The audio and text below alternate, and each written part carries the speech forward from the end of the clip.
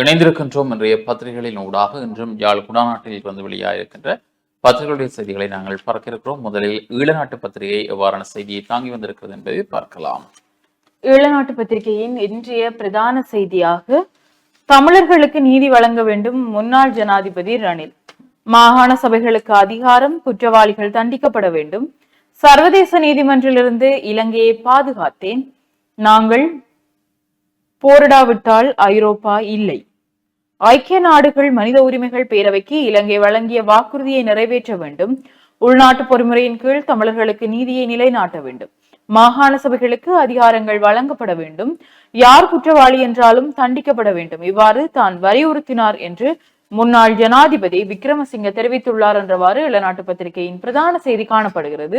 தொடர்ச்சியாக வலம்புரி நாளிதழின் பிரதான செய்தியை பார்க்கலாம். வலம்புரி பத்தினுடைய இன்றைய பிரதான தலைப்பு செய்தியாக அமைந்திருக்கின்றது. இலங்கையின் இனப்பிரச்சனையை சர்வதேசத்தால் தீர்க்க முடியாது, முன்னாள் ஜனாதிபதி ரணில் தெரிவிப்பு என்கிற தலைப்பில் அந்த செய்தி. இலங்கையின் இனப்பிரச்சனையை சர்வதேசத்தால் தீர்க்க முடியாது, பாதிக்கப்பட்ட தமிழர்களுக்கு உள்ளக பொறிமுறை மூலமே தீர்வு வழங்க முடியும் என முன்னாள் ஜனாதிபதி ரணில் விக்ரமசிங்க தெரிவித்திருக்கிறார். ஊடகம் ஒன்றுக்கு வழங்கிய நேர்காணலில் இவ்வாறு தெரிவித்தார். அவர் தொடர்ந்து தெரிவிக்கையில், நான் இலங்கையை சர்வதேச நீதிமன்றத்துக்கு கொண்டு செல்வதை எப்போதும் எதிர்த்து வந்துள்ளேன். ஏனெனில் இலங்கையின் இனப்பிரச்சனையை சர்வதேசத்தால் தீர்க்க முடியாது. ஆகவே பாதிக்கப்பட்ட தமிழர்களுக்கு உள்ளக பொறிமுறையின் கீழ் நீதியை நிலைநாட்டுங்கள். யார் குற்றவாளி என்றாலும் தண்டியுங்கள் என முன்னாள் ஜனாதிபதி ரணில் விக்ரமசிங்க தெரிவித்தார். பாதிக்கப்பட்டவர்களுடன் கலந்துரையாடுங்கள். மாநசபைகளுக்கு மேலதிக பொறுப்புகளை அதிகாரங்களை வழங்குங்கள். இனப்பிரச்சனை எவ்வாறு தீர்க்கலாம் என்பது குறித்து ஆராயுங்கள். நான் இதற்காக பலமுறை முயற்சி செய்தேன்.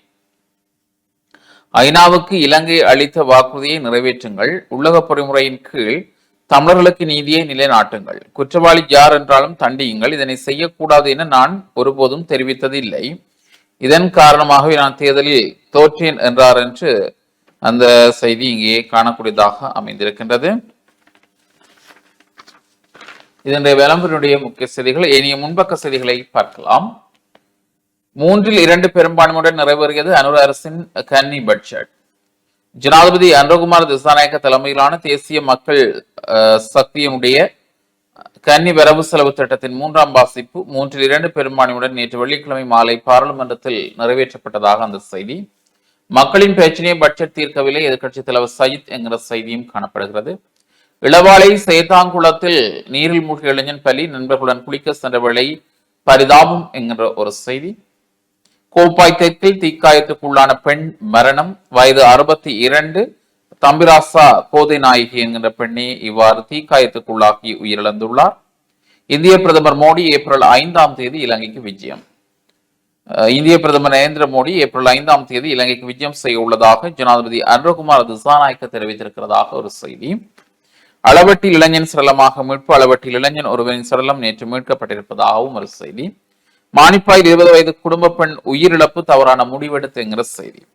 எம்பிக்களுக்கான ஓய்வூதியத்தை நீக்கும் சட்டம் மூலம் விரைவில் பாராளுமன்றில் ஜனாதிபதி அனுர. பாராளுமன்ற உறுப்பினர்களின் ஓய்வூதியத்தை இல்லாமலாக்குதல் மற்றும் ஜனாதிபதியின் சிறப்புரிமைகளை திருத்தம் செய்தல் தொடர்பான சட்டமூலங்கள் விரைவில் பாராளுமன்றில் என்கிறவாறு ஒரு செய்தி. வேட்புமனு நிராகரிப்புக்கு எதிராக சட்ட நடவடிக்கை, மணிவண்ணன் தெரிவிப்பு. எமது வேட்புமனுக்கள் நிராகரிக்கப்பட்டமைக்கு எதிராக சட்ட நடவடிக்கை எடுக்கப்பட உள்ளதாக தமிழ் மக்கள் கூட்டணியின் உப செயலாளர் விஸ்வலிங்கம் மணிவண்ணன் தெரிவித்திருக்கிறார். வவுனியா தேசிய கல்வியற் கல்லூரியில் ஆசிரிய மாணவர்கள் துன்புறுத்தல், விசாரணை நடாத்த மூவர் கொண்ட குழு நியமனம். வவுனியா தேசிய கல்வியற் கல்லூரியில் ஆசிரிய மாணவர்கள் துன்புறுத்தப்படுவதாக கூறப்படும் சம்பவம் தொடர்பில் விசாரணை நடாத்த மூவர் கொண்ட குழு கல்வி அமைச்சால் நியமிக்கப்பட்டுள்ளதாக மனித உரிமை ஆணைக்குழுவின் பிராந்திய இணைப்பாளர் தன கனகராஜ் தெரிவித்துள்ளார். வவுனியா கல்வியற் கல்லூரி தொடர்பாக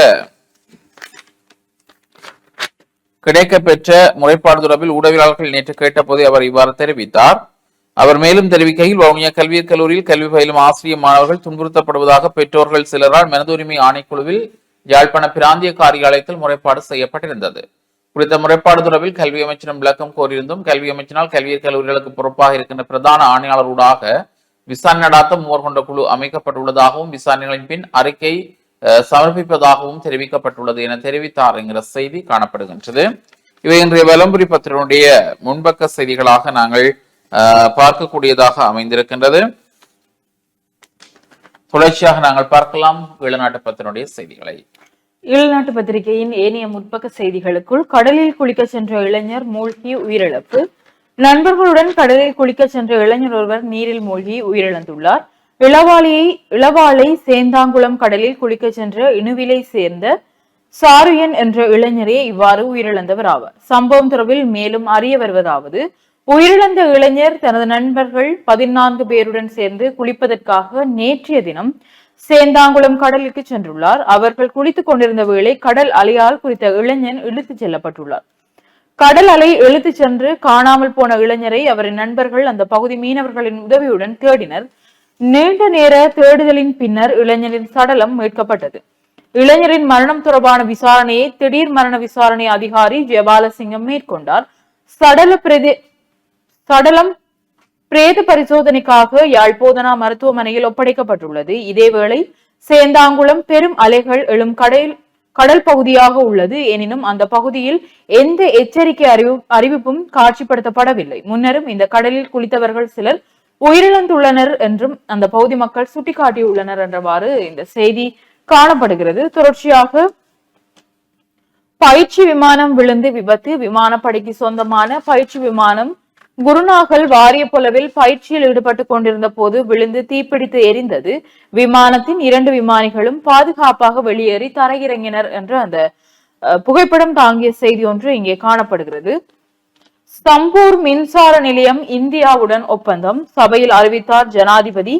மன்னார் காற்றாலை திட்டம் ஆரம்பிக்கப்படும். முன்னாள் ஜனாதிபதிகளின் சலுகைகள் ரத்தாகும். 35,000 பட்டதாரிகளுக்கு வேலை வாய்ப்பு. ஏப்ரல் 5ஆம் தேதி இந்திய பிரதமர் நரேந்திர மோடி இலங்கைக்கு வருகை தருவார். இதன்போது சம்பூர் மின் நிலைய ஒப்பந்தம் கைச்சாத்திடப்படும். மன்னாரில் 50 மெகாவாட் மின்சாரத்தை உற்பத்தி செய்யும் காற்றாலை திட்டம் ஆரம்பிக்கப்படும். இவ்வாறு ஜனாதிபதி அனுரகுமார திசாநாயக்க தெரிவித்தார் என்றவாறு இந்த செய்தி தொடர்ந்து செல்கிறது. கட்டமிடப்பட்ட செய்தியாக சந்திவெளி படுகொலை பிள்ளையான் குழுவைச் சேர்ந்த 4 மரண தண்டனை. சந்திவெளியில் ஒருவரை துப்பாக்கியால் சுட்டுக் கொன்ற குற்றத்திற்காக பிள்ளையான் தலைமையில் இயங்கிய ஆயுத குழுவை சேர்ந்த 4 மரண தண்டனை வழங்கி நேற்று தீர்ப்பளித்தார் மட்டக்களப்பு மேல் நீதிமன்ற நீதிபதி TJ பிரபாகரன் என்றவாறு இந்த செய்தி காணப்படுகிறது. அதனைத் தொடர்ந்து அதிக வேட்பு மனுக்கள் நிராகரிக்கப்பட பெண்கள் மற்றும் இளைஞர்களின் பிரதிநிதித்துவ சிக்கலே காரணம் என்ற செய்தியும் 114 மேலதிக வாக்குகளால் நிறைவேறியது பட்ஜெட் என்ற செய்தியோடு கட்டமிடப்பட்ட செய்தியாக IMF-ற்கு அனுர மீதே அன்பு என்ற ஒரு செய்தி ஈழநாட்டு பத்திரிகையின் முற்பக்க செய்திகளாக இருக்கின்றது. தொடர்ச்சியாக உட்பக்க செய்திகளை பார்க்கலாம். தமிழில் பட்டப்படிப்பின் டிப்ளோமா கற்று தேர்ந்த பௌத்த துறவி என்ற ஒரு புகைப்படம் தாங்கிய செய்தி. இது நேற்று சமூக வலைதளங்களிலும் அதிகம் பகிரப்பட்ட ஒன்றாக இருந்தது. யாழ்ப்பாண பல்கலைக்கழகத்தில் தமிழில் பட்டப்படிப்பு டிப்ளோமாவை பயின்று பௌத்த துறவி ஒருவர் பட்டம் பெற்றிருந்தார். யாழ்ப்பாண பல்கலைக்கழகத்தில் நேற்று வெள்ளிக்கிழமை நடைபெற்ற பட்டமளிப்பு விழாவின் 3ஆம் நாளின் முதலாவது அமர்வின் போது சன்னாஸ்கம இந்திரா ரத்ன தேரர் என்ற பௌத்த துறவியே உயர்பட்ட படிப்புகள் பீடத்தால் நடாத்தப்பட்ட தமிழ் பட்டப்படிப்பின் தகைமை கற்பை நெறியை பூர்த்தி செய்து பட்டம் பெற்றுள்ளார் என்றவாறு அவருடைய புகைப்படம் தாங்கிய செய்தி ஒன்று இங்கே பிரசுரிக்கப்பட்டுள்ளது. அதனைத் தொடர்ந்து மரணமடைந்த மாணவிக்கு தேகாந்த நிலையில் பட்டம் என்ற ஒரு புகைப்படம் தாங்கிய செய்தி. இதுவும் நேற்று நாங்கள் யாழ்ப்பாண பல்கலைக்கழகத்தினுடைய உத்தியோக சமூக வலைதளங்களில் பார்க்கப்பட்ட ஒன்றாக இருந்தது. யாழ்ப்பாண பல்கலைக்கழக கலைப்பீடத்தில் கல்வி கற்று கற்கை நெறியை பூர்த்தி செய்த பின்னர் சுகவீனம் காரணமாக மரணமடைந்த மாணவி ஒருவருக்கு தேகாந்த நிலையில் கலைமானி பட்டம் வழங்கப்பட்டுள்ளது. யாழ்ப்பாண பல்கலைக்கழகத்தில் நேற்று வெள்ளிக்கிழமை நடைபெற்ற பட்டமளிப்பு விழாவின் 3ஆம் நாளின் முதலாவது அமர்வின் போது சுபீனா குணரத்னம் என்ற மாணவி கலைமானி பட்டத்திற்கு உறுதியுடையவராகப்பட்டமே உறுதிப்படுத்தப்பட்டு தேகாந்த நிலையில் அவரின் பட்டம் பெற்றோரிடம் கையளிக்கப்பட்டது. பெற்றோர் பட்டம் பெற்று அந்த தருணம் உணர்ச்சி மிகுந்ததாக அவையில் இருந்தவர்கள் கண்ணீர் மல்க அமர்ந்திருந்தமையை காணக்கூடியதாக இருந்தது என்று அந்த புகைப்படம் தாங்கிய செய்தி ஒன்று இங்கே பிரசுரிக்கப்பட்டுள்ளது. அதனைத் தொடர்ந்து பெண்ணிடம் அத்துமீறியவருக்கு ஒத்திவைத்த 6 மாத கால சிறை, ரூபாய் 10,000 இழப்பீடும் செலுத்த உத்தரவு. வெளிநாட்டு பெண்ணொருவரிடம் அத்துமீறிய அரசு பேருந்து சாரதி ஒருவருக்கு 6 மாதங்கள் ஒத்திவைத்த சிறை தண்டனை விதித்தது ஊர்காவல்துறை நீதிமன்றம்.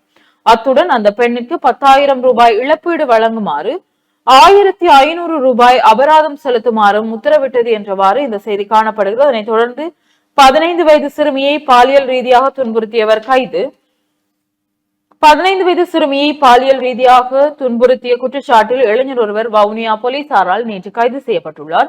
வவுனியா தோணிக்கல்லை சேர்ந்த 15 வயது சிறுமியை காதலிப்பதாக கூறி அந்த பகுதியைச் சேர்ந்த இளைஞர் ஒருவர் தொடர்ந்து சிறுமியை அவர் ரீதியாக பாலியல் ரீதியாகவும் துன்புறுத்தியுள்ளார். இது தொடர்பில் சிறுமியின் தாயார் அளித்த முறைப்பாட்டிற்கு அமைய சந்தேக நபர் கைது செய்யப்பட்டார் என்றவாறு இந்த செய்திகள் காணப்படுகிறது.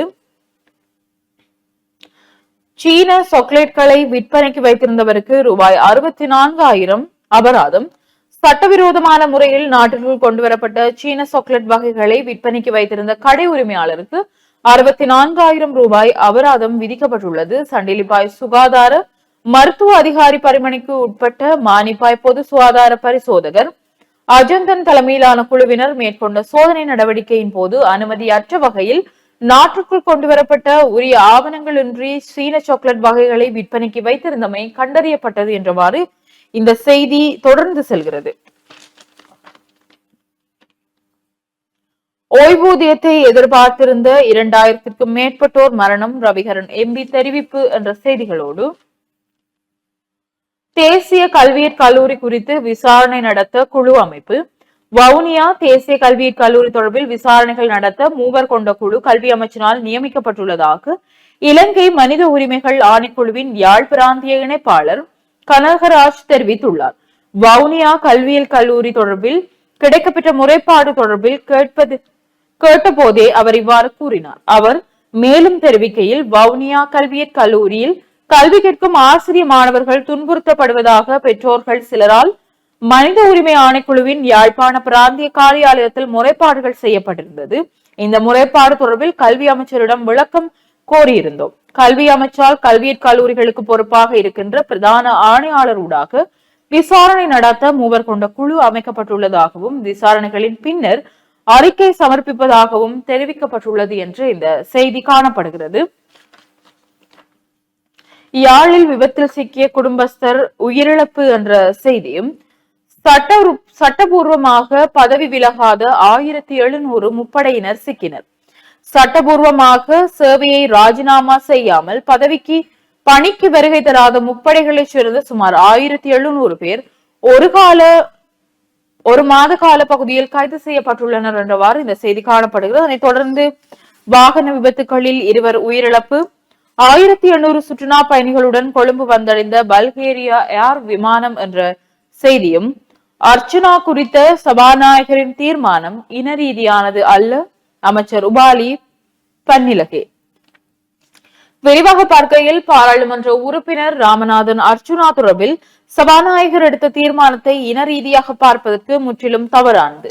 தீவிரமான பரிசீலனைக்கு அமைவாகவே சபாநாயகர் குறித்த தீர்மானத்தை எடுத்துள்ளார். இதற்கும் அரசாங்கத்திற்கும் எவ்வித தொடர்பும் கிடையாது என கிராமப்புற மேம்பாட்டு, சமூக பாதுகாப்பு மற்றும் சமூக அபிவிருத்தி அமைச்சர் உபாலி பன்னிலகே தெரிவித்துள்ளார்.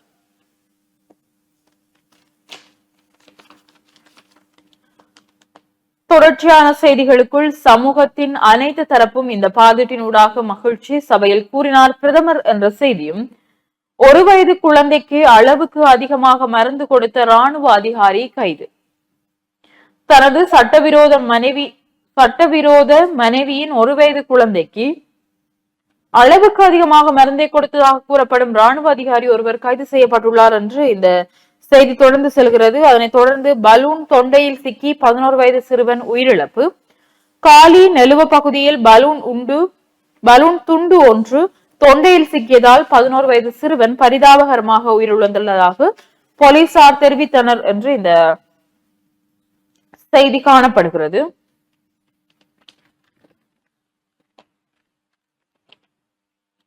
அதனைத் தொடர்ந்து கிழக்கு மாகாண செய்திகளுக்குள், மாட்டிறைச்சி விலையை குறைக்க தேர்தலில் போட்டியிடுகின்றோம், சுயேட்சை குழு தலைவர் சமீம் என்ற புகைப்படம் தாங்கிய செய்தியும், சுகாதார பரிசோதகர்களின் பிரச்சனைகள் தீர்க்கப்படும், கிழக்கு ஆளுநர் உறுதி என்றவாறு செய்திகள் இங்கே பிரசுரிக்கப்பட்டுள்ளது. தொடர்ச்சியாக வலம்புரி நாளிதழின் உட்பக்க செய்திகளோடு இணைந்திருக்கலாம். வலம்புரியுடைய உட்பக்க செய்திகளை நாங்கள் இணைத்துக் கொள்கின்ற பொழுது, பரமேஸ்வரா கல்லூரி இயக்குநர் சபைக்கு புதிய உறுப்பினர்கள். யாழ்ப்பாண பல்கலைக்கழக பரமேஸ்வரா கல்லூரியின் இயக்குநர் சபைக்கு 4 உறுப்பினர்கள் புதிதாக நியமிக்கப்பட்டுள்ளனர் என்கிற செய்தி காணப்படுகின்றது. மீண்டும் சிக்கன் குனியா எச்சரிக்கும் மருத்துவர்கள். இலங்கையில் நுளம்புகளால் பரவும் வைரஸ் நோயான சிக்கன் குனியா வேகமாக பரவி வருவதுடன் நாட்டின் பல்வேறு பகுதிகளிலிருந்தும் இதுபோன்ற சம்பவங்கள் பதிவாகியுள்ளதாக தகவல்கள் வெளியாகியுள்ளன என்கிற செய்தி. ஓய்வூதியர்களுக்கான கொடுப்பனை விரைந்து வழங்குமாறு கோரிக்கை என்கிற செய்தி காணப்படுகிறது. ஜப்பானிடமிருந்து 590 மில்லியன் நிதி ஏற்றுமதி ஊக்குவிப்பு வலயத்தின் தீயணைப்பு பிரிவினை வலுப்படுத்துவதற்காக கைவினைப் பொருட்களை சந்தைப்படுத்த புதிய திட்டம் என்கிற செய்தி. விமானப்படையின் ஜெட் விமானம் விபத்துக்குள்ளானது என்ற ஒரு செய்தி. மசகு எண்ணெய் விலை அதிகரிப்பு போன்ற செய்திகள் இடம் பிடித்திருக்கின்றது. பிரமாண்ட தொடக்க விழாவுடன் IPL போட்டி இன்று ஆரம்பம். கொல்கத்தா பெங்களூர் பல புரட்சி. உலகின் மிகவும் எதிர்பார்க்கப்படும் கிரிக்கெட் போட்டிகளில் ஒன்றான 2025 இந்தியன் பிரீமியர் லீக் IPL போட்டியின் 18வது சீசன் இன்று கொல்கத்தாவின் ஈடன் கார்டனில் ஒரு பிரம்மாண்டமான தொடக்க விழாவுடன் ஆரம்பமாக உள்ளது. நடப்பு ஷமின் கொல்கத்தா நைட் ரைடர்ஸ் தொடக்க விழாவுக்கு பின்னர் ராயல் சேலஞ்சர்ஸ் பெங்களூரு அணிக்கு எதிரான முதல் போட்டியில் விளையாட உள்ளதாக இங்கே கூறப்பட்டிருப்பதாக அந்த செய்தி காணப்படுகிறது. போர்த்துகல் அணியை வீழ்த்தியது டென்மார்க். சர்வதேச ஒலிம்பிக் குழுவின் தலைவராக கிறிஸ்டி கான்ட்ரி என்கிற செய்தி. மீண்டும் ஏவுகணை சோதனை நடாத்தியது வடகொரியா. வெடித்து சரிய பாலி எரிமலை என்கிற ஒரு செய்தியும் காணப்படுகின்றது. மின் துண்டிப்பால் மூடப்பட்ட ஹீத்ரோ விமான நிலையம் என்கிற தலைப்பிலும் ஒரு செய்தி காணக்கூடியதாக இருக்கின்றது. ஏனைய செய்திகளை நாங்கள் பார்க்கின்ற பொழுது உட்பக்க செய்திகளாக காணிகளின்றி வடக்கில் 18,273 பேர். காணி ஆணையாளர் சோதிநாதன் சுட்டிக்காட்டுகிற செய்தி. தமிழ் வாக்காளர்களை சிந்தித்து வாக்களியுங்கள், ஐக்கிய தமிழர் ஒன்றியம் வேண்டுகோள். வண்ணை வைத்தீஸ்வரன் கோயில் மகோற்சவம் என்கிற செய்தி. நாளை மறுதினம் திங்கட்கிழமை காலை 10 மணிக்கு குடியேற்றத்துடன் ஆரம்பமாக உள்ளது என்கிற செய்தி காணப்படுகின்றது. கட்டுப்பாட்டை இழந்த ஹயஸ் 8 மோட்டார் சைக்கிளை பந்தாடியது. சாவோச்சேரியில் சம்பவம். சீன சாக்லேட் தண்டம் விதித்த மன்று. தேகாந்த நிலையில் கலைமானி பட்டம்.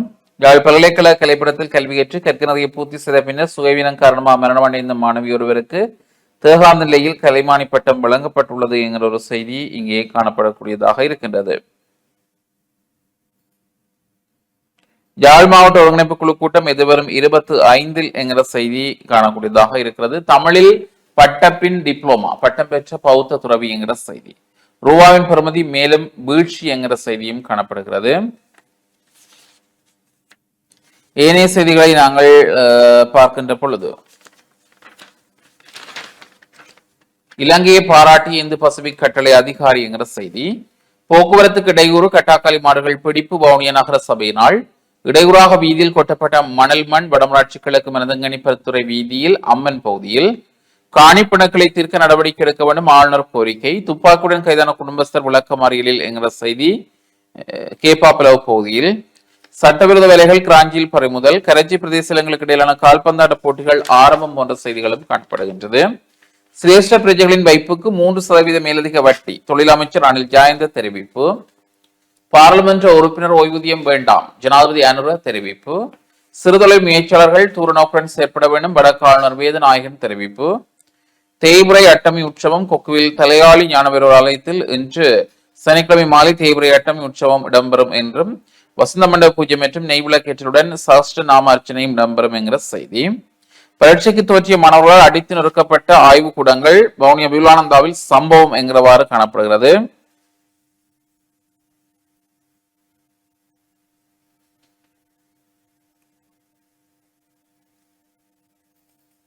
நான் பதவி விலகவில்லை, போலீஸ் ஊடக பேச்சாளர் என்கிற செய்தி காணப்படுகிறது. புத்திக மனதுங்க சிரேஷ்ட போலீஸ் அத்தியட்சர் தெரிவித்திருப்பதாக அந்த செய்தியை தான் இன்றைய வலம்புரியினுடைய முக்கிய செய்திகளாக இடம் பிடித்திருக்கிறது. அடுத்து நாங்கள் உதயனுடைய செய்திகளை பார்க்கலாம். உதயன் பத்திரிகையின் இன்றைய பிரதான செய்தியாக நாடாளுமன்றில் நேற்று 114 மேலதிக வாக்குகளால் நிறைவேறியது பட்ஜெட். ஜனாதிபதி அனுரகுமார திசாநாயக்க தலைமையிலான தேசிய மக்கள் சக்தி அரசாங்கத்தின் 2025 ஆண்டிற்கான வரவு செலவு திட்டம் நாடாளுமன்றத்தில் நேற்று 114 மேலதிக வாக்குகளால் நிறைவேற்றப்பட்டது என்றவாறு உதயன் பத்திரிகையின் பிரதான செய்தி காணப்படுகிறது. தொடர்ச்சியாக தினக்குரல் நாளிதழின் பிரதான செய்தியோடு இணைந்திருக்கலாம். தினக்குரலுடைய இன்றைய பிரதான தலைப்பு செய்தி, சர்வதேச நீதிமன்றில் இலங்கையை நிறுத்துவதை எதிர்க்கின்றேன், தமிழர்களுக்கு நீதியை நிலைநாட்டுங்கள், யார் குற்றவாளி என்றாலும் தண்டியுங்கள் என்ற தலைப்பில் அந்த செய்தி அமைந்திருக்கிறது. தந்தை பெயர் தெரியாது, பரீட்சை எழுத மாட்டேன், மகளின் பாச போராட்டம் வெற்றி என்கிறவாறு ஒரு தலைப்பில் ஒரு செய்தி காணப்படுகின்றது. தனது பிறப்பு சான்றிதழில் அப்பாவின் பெயர் இல்லாமல் கல்வி பொதுராதார சாதனை பரீட்சைக்கு செல்ல மாட்டேன் என விடாப்பிடியா என்ற மாலின் பாச போராட்டத்துக்கு பிரதேச அதிகாரிகளின் முயற்சியால் கிடைத்தது வெற்றி. குறித்த சம்பவம் தொடர்பில் தெரிய வருவது யாழ் மாவட்டத்தில் உள்ள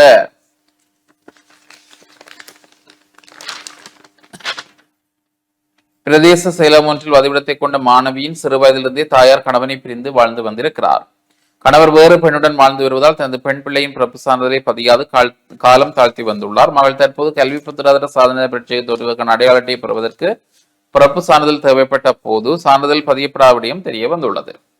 இதனையடுத்து ஏன் தனது பிறப்பு சான்றிதழ் பதியப்படவில்லை என்ற காரணம் மாணவிக்கு தெரிய வந்துள்ளது. இதனையடுத்து மாணவி தனது தந்தையின் பெயர் எனது பிறப்பு சான்றிதழ் பெற வேண்டும், இல்லாவிட்டால் பரீட்சைக்கு தோற்ற மாட்டேன் என விடாப்பிடியாக நின்றுள்ளார். இதனை அறிந்த பிரதேச சிறுவர் பெண்கள் அதிகாரிகள் சாயாருடன் கலந்துரையாடி கணவனின் தொடர்பு இலக்கத்தை பெற்றுக்கொண்டு மாணவியின் கோரிக்கை அவரிடம் எடுத்து கூறியுள்ளனர். இதனையடுத்து அதிகாரிகளின் கோரிக்கைக்கு இணங்கிய தந்தை தனது பெயரை பிறப்பு சான்றிதழில் பதிவதற்கு சம்மதித்தார் என்கிற ஒரு செய்தி இங்கே இடம் பிடித்திருக்கிறது.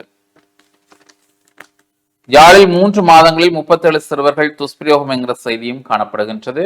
தேசிய மக்கள் சக்தியின் கன்னி பட்ஜெட் நிறைவேற்றும் ஆதரவு 159, எதிராக 45 வாக்குகள். ஓய்வூதியத்தை எதிர்பார்த்து 2000 பேர் வரை உயிரிழப்பு, விரைந்து நடவடிக்கை எடுங்கள் என்கிற செய்தி. வடக்கு காணி அரச காணி பிரச்சினை தீர்ப்பதற்கான நடவடிக்கைகள் துரிதமாக எடுக்கப்பட வேண்டும் என்கிற செய்தியும் காணப்படுகின்றது. ஆளும் தரப்பு எம்பிக்களின் நாடாளுமன்ற வருகை வீழ்ச்சி, மரணமடைந்த மாணவிக்கு யாழ்ப்பாண பல்கலையால் தேகாந்த நிலையில் பட்டம் போன்ற செய்திகளும் இன்றைய தினக்குரல் பத்திரிகையுடைய முன்பக்கத்திலே காணப்படுகின்றது. தொடர்ச்சியாக நாங்கள் உதயனுடைய ஏனைய செய்திகளை பார்க்கலாம். தொடர்ச்சியாக உதயன் பத்திரிகையின் ஏனைய முற்பக்க செய்திகளுக்குள் இடைவிலகிய 35 மாணவர்கள் மீள இணைப்பு என்ற ஒரு செய்தி. யாழ்ப்பாணம் மாவட்டத்தில் பாடசாலை கல்வியிலிருந்து இடைவிலகிய 35 மாணவர்கள் மீளவும் இணைக்கப்பட்டுள்ளதாக இந்த செய்தி காணப்படுகிறது. கடலில் நீராடச் சென்ற இளைஞர் உயிரிழப்பு என்று நாங்கள் விரிவாக பார்த்த செய்தி ஒன்று இங்கே பிரசுரிக்கப்பட்டுள்ளது. அதனைத் தொடர்ந்து போதைக்கு அடிமையான இளைஞர் ஒருவர் கைது என்ற செய்தியும், ஐஸ் போதையுடன் கைதானார் பெண் ஒருவர் என்ற செய்திகளும் இங்கே பிரசுரிக்கப்பட்டுள்ளது. தவறான முடிவெடுத்து மூதாட்டி ஒருவர் சாவு என்று யாழ்ப்பாணம் கோப்பாய் பகுதியில் 82 வயதான மூதாட்டி ஒருவர் தவறான முடிவெடுத்து நேற்று முன்தினம் இரவு உயிரிழந்துள்ளார் என்ற ஒரு செய்தி இங்கே பிரசுரிக்கப்பட்டுள்ளது. பிரபாகரனின் ஊரிலும் அரசால் அபிவிருத்தி, அமைச்சர் சந்திரசேகரன் தெரிவிப்பு என்ற செய்தியோடு கட்டமிடப்பட்ட செய்தியாக பிரபாகரனை வைத்து வாக்கு தேடும் அரசு, சாணக்கியன் எம்பி பதிலடி என்றவாறும் செய்திகள் இங்கே பிரசுரிக்கப்பட்டுள்ளது. கடந்த 3 மாதங்களில் 37 சிறுவர்கள் மீது துஷ்பிரயோகம் என்ற செய்தியும், காணி பிரச்சனைகள் தீர்க்கப்பட வேண்டும், காணி ஆணையாளரிடம் ஆளுநர் கோரிக்கை என்ற செய்தியோடு பலாலி போலீசுக்கு எதிராக மனித உரிமை ஆணையாளர் குழுவினர் விசாரணை என்ற செய்தியோடு முச்சந்தி முரளி அவர்களுடைய கருத்தாக, நத்தை வேகத்தில் என்றாலும் நடவடிக்கை எடுக்க இப்பவாவது மனம் வந்ததே, ஒரு மாற்றம் தானே என்றவாறு இருக்கிறது. இதுதான் உதயன் பத்திரிகையின் முற்பக்க செய்திகள். தொடர்ச்சியாக உட்பக்க செய்திகளுக்குள் உள்ளூராட்சி தேர்தலில் 8500 உறுப்பினர்கள் பதவிகளுக்கு 80,000 வேட்பாளர்கள் போட்டி என்ற செய்தியும், கட்டமிடப்பட்ட செய்தியாக வவுனியா கல்வியற் கல்லூரியில் மாணவர்கள் துன்புறுத்தல், மனித உரிமை ஆணைக்குழுவால் விசாரிப்பதற்கு குழு என்று ஒரு கட்டமிடப்பட்ட செய்தி நாங்கள் ஏற்கனவே விரிவாக பார்த்த ஒரு செய்தி. பதவி விலகல் வதந்தியே போலீஸ் ஊடக பேச்சாளர் தெரிவிப்பு, போலீஸ் செய்தி தொடர்பாளர் புத்திக மனதுங்க தான் பதவி விலகவில்லை என்று தெரிவித்துள்ளார். நேற்றைய தினம் பத்திரிகைகளில் போலீஸ் ஊடக பேச்சாளர் புத்திக மனதுங்க அவர்கள் பதவி விலகி விட்டார், அப்படி தன்னுடைய பதவியை ராஜினாமா செய்து விட்டார் என்ற ஒரு செய்தியை பார்க்கக்கூடியதாக இருந்தது. இன்றைய தினம் பத்திரிகையில் அது ஒரு போலியான செய்தி என்ற ஒரு செய்தி இங்கே பிரசுரிக்கப்பட்டுள்ளது. தமிழர் அபிலாசைகளுக்காகவே முன்னணியுடன் கூட்டணி, அருந்தவபாலன் தெரிவிப்பு என்ற ஒரு செய்தி இங்கே பிரசுரிக்கப்பட்டுள்ளது.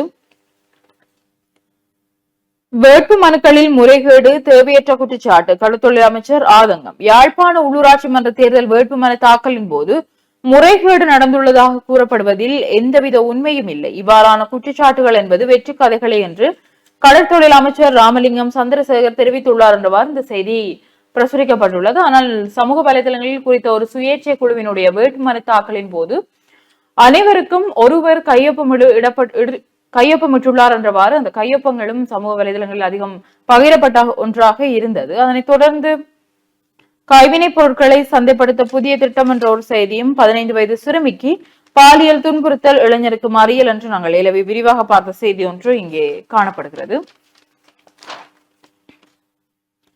சிக்கன் குனியா நாட்டில் தீவிரம். இலங்கையில் நுளம்புகளால் பரவும் வைரஸ் நோயான சிக்கன் குனியா வேகமாக பரவி வருகின்றமை பதிவாகியுள்ளதாக சுகாதார தரப்பினர் தெரிவித்துள்ளனர் என்ற செய்தியும், கிராண்ட்பாஸ் துப்பாக்கிச்சூடு, பெண் ஒருவர் கைது. கிராண்ட்பாஸ் நாகலகம் சாலையில் அண்மையில் நடந்த துப்பாக்கிச் சூட்டில் 2 பேர் காயமடைந்த சம்பவத்திற்கு உதவிய குற்றச்சாட்டில் 24 வயது பெண் ஒருவர் கைது செய்யப்பட்டுள்ளார் என்றவாறு இந்த செய்தி தொடர்ந்து செல்கிறது.